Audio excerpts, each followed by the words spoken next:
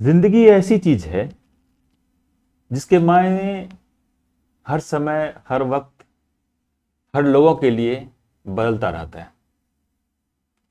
इसे अलग अलग लोगों ने अलग अलग समय पर समझने की कोशिश और समझाने की कोशिश की है।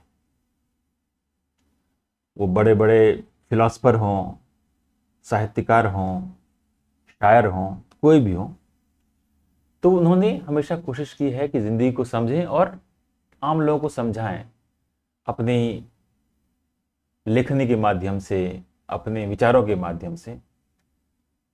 ऐसे ही एक शायर आते हैं, राहत इंदौरी जी। उम्मीद है आप लोग नाम जानते होंगे। उनकी एक रचना, एक शायरी मैं आप लोग को सुनाने जा रहा हूं। उम्मीद है समझ में आएगी चीजें। तो बोलते हैं कि आंख में पानी रखो, आंख में पानी रखो, होठों पे चिंगारी रखो।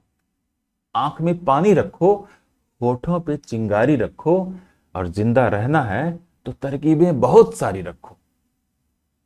आपको आंखों में पानी भी चाहिए, शर्म भी चाहिए, और होठों पे चिंगारी भी चाहिए, आवाज भी चाहिए। अगर आपके साथ कुछ गलत हो रहा है तो आपको आवाज भी निकालनी होगी, और एक नम्रता भी चाहिए आपको, एक शर्म भी चाहिए।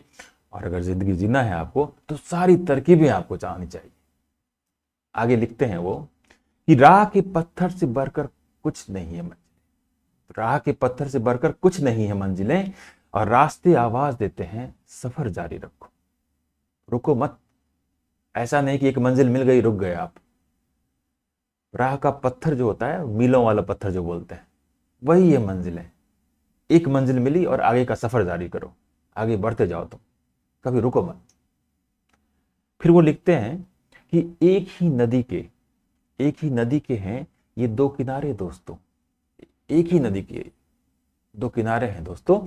दोस्ताना जिंदगी से और मौत से यारी रखो। मतलब आपकी जिंदगी हो या मौत हो, नहीं बोलते हैं स्थित प्रज्ञ वाली चीजें, आपके साथ सुख हो, दुख हो, जिंदगी हो, मौत हो, हमेशा आप एकदम स्थित प्रज्ञ रहें। आप दोनों से दोस्ती कर लें तो आपको कभी दिक्कत नहीं होगी, आपको जीने में दिक्कत नहीं होगी अगर आपने मौत से दोस्ती कर ली।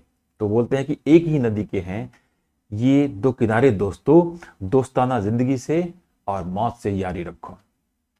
आगे लिखते हैं वो कि आते जाते पल ये कहते हैं हमारे कानों में, आते जाते पल ये कहते हैं हमारे कानों में, कूच का ऐलान होने को है, कूच का ऐलान होने को है, तैयारी रखो।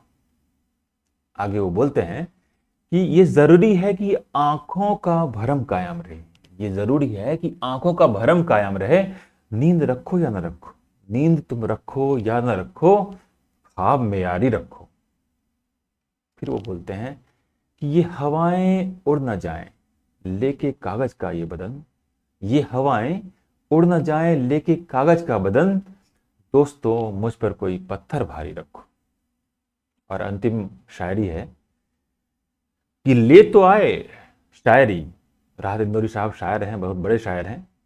तो बोलते हैं कि ले तो आए शायरी बाजार में, ले तो आए शायरी बाजार में राहत मियाँ, ले तो आए शायरी बाजार में राहत मियाँ, क्या जरूरी है कि लहजे को भी बाजारी रखो। कितनी बड़ी बात कह दी उन्होंने।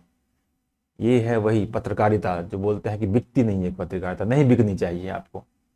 तो बाजारी नहीं होना है पत्रकारिता को, या कोई कवि को, किसी कलम को बाजारी नहीं होना है, बिकना नहीं है उसे।